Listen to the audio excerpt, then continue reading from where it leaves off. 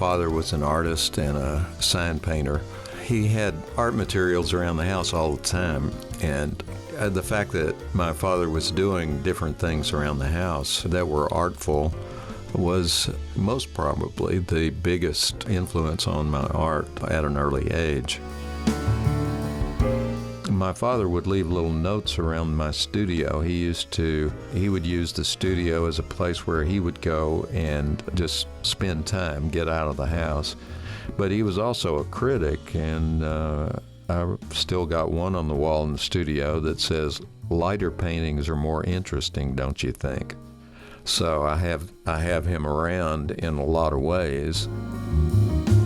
One day I thought, gosh, I wish I had one of those old striping brushes, and then it just flashed. I did have this old sign kit that he used to carry to go on location to do signs, and so I went and looked, and sure enough, there was one of the sword stripers in there, and I did a painting using that, and sometimes I still go back to it.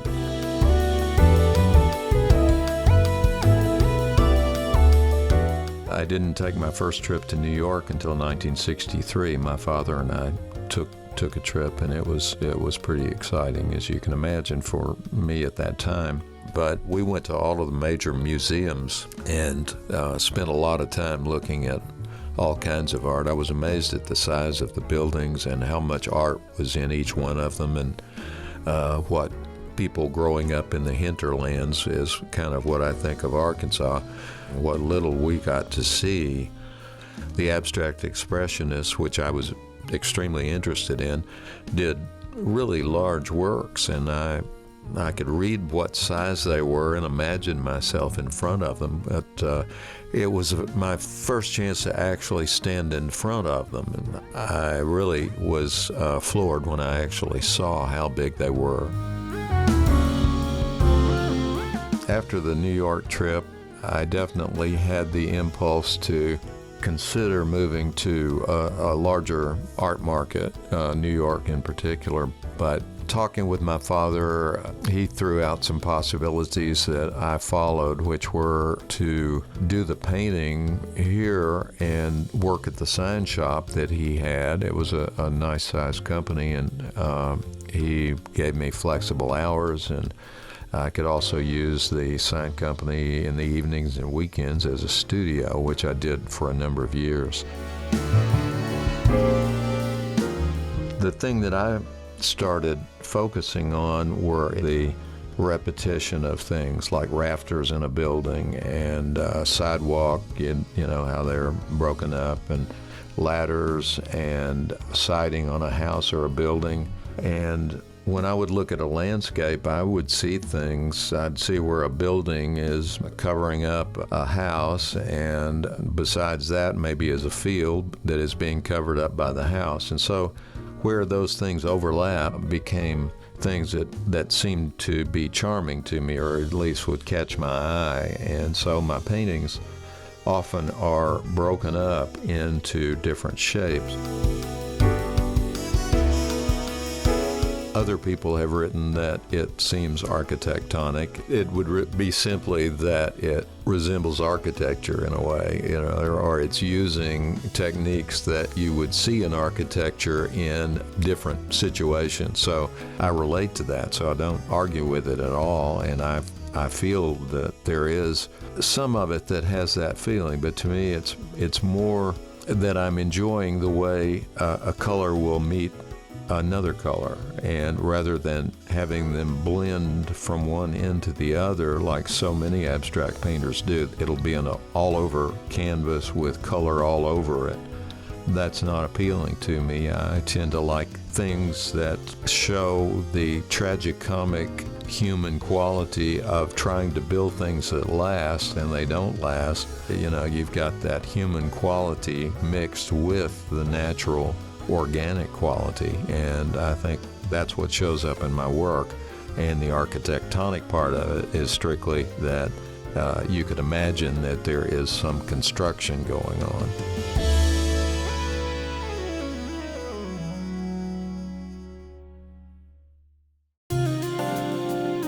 One of the things that makes mine a little bit different from the overall abstract artists is that I don't mind having a straight line go right through the painting at some place that's defined by color or shape or collage. So it's something that I enjoy doing, and it's very surprising and very jarring to me, and I need to have that. I need to be jarred or surprised or excited.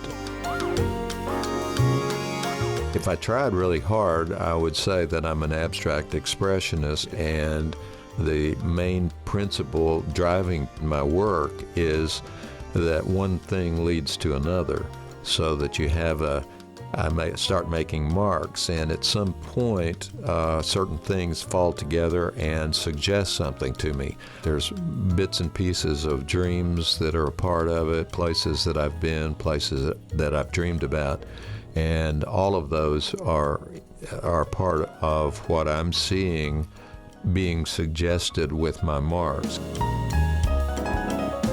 The misreading that I did of the writings of the abstract expressionists was a big motivating thing for me. They wrote that every day you face the canvas with a fresh mind and like it was all new. Well, I took that to heart, and so every painting I did was pretty much different from the painting that I did the day before. And I pretty much had to finish a painting in one fell swoop because I didn't have the ability to paint on it and have it as something that I could continue working on. I didn't know how to do that. I've learned and can work on a painting for months sometimes.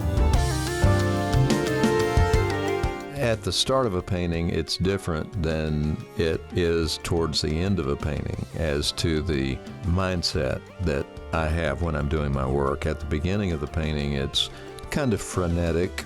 I'm not paying a whole lot of attention to anything except what one mark, one color next to another color recommends. It's like we're in a communication, so it recommends something to me, and you go in and you make changes. So it's a continual ebb and flow. The ideas are not deep. They're very superficial and intuitional. As I get closer to a completed painting, I might find that the trips from my chair to the painting have slowed down. So when I go back and sit down at this point, then I see the cohesion effect, how much of it feels cohesive. And it's an ebb and flow until, as Richard Diebenkorn said, the West Coast abstractionist, he said, I know it's finished when the hairs on the back of my neck stand on end. And I think for me it's a lot like that too. There have been things that I wished for in my art career that I achieved, and it was almost like that was the little mountain top, to be accepted in my first Delta show, and then later to win my first award in a competitive show, and that kind of thing. So, there were goals that I set for myself, but it has to do with me wanting to just keep working. I'm painting whether I feel like it or not. I don't wait for inspiration. That's a mistake for artists to do that. You really need to be there. I think Picasso said that he believed in inspiration, but it better find you working when it comes. Painting is something that goes on all the time, whether I'm in the studio or things are coming to mind, but it's more like places rather than ideas. And so I'll be able to take some of this and it'll go to the studio with me next time I paint.